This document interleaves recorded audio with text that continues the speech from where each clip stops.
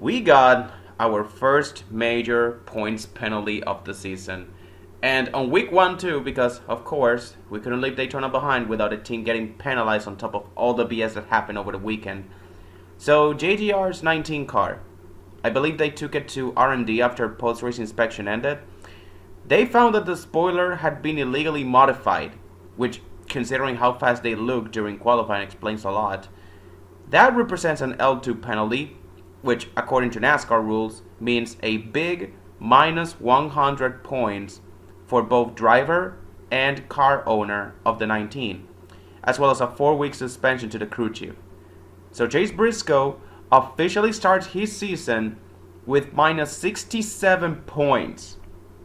I have never seen a driver start their season being this many points below zero. I believe last time that happened was with Michael Waltrip during 2007 Speed Weeks. Ironically, another Toyota driver who was also penalized 100 points for a rules violation as well. So, haha, then cheating Toyotas. I can already picture the jokes going around social media right now. But in my opinion, Briscoe's penalty is much more severe because when Mikey got penalized 100 points back in 07, that was back during a time where the maximum amount of points you could get was 195, which you got by winning a race and leading the most laps. The most amount of points you can get in today's format is 61 by winning the race and sweeping both stages and also setting the fastest lap. So Briscoe being minus 67 means that he's more than a race's worth of points below zero.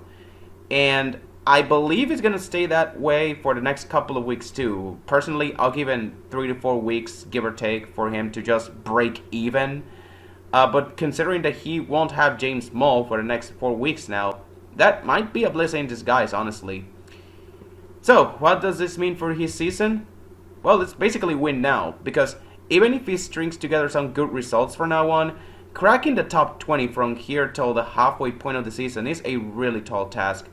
And even if he does, it's not a guarantee he will be in the playoff bubble, or even make the playoffs like at all on points.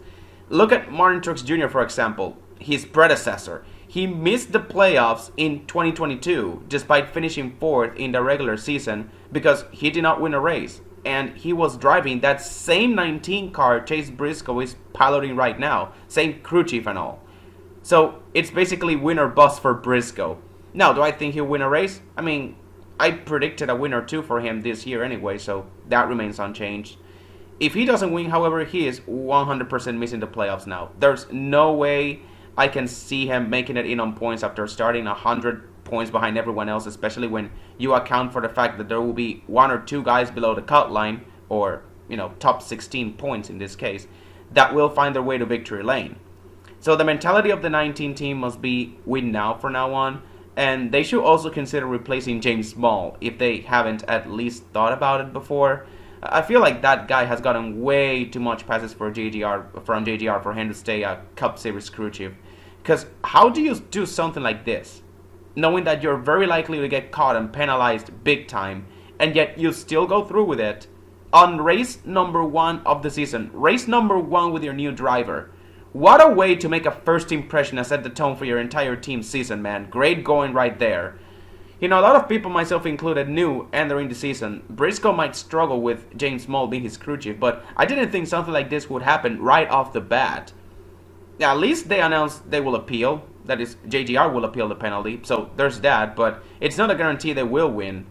If they do, however, then I guess you can disregard this entire video, but still, it's a tough scene over there, man.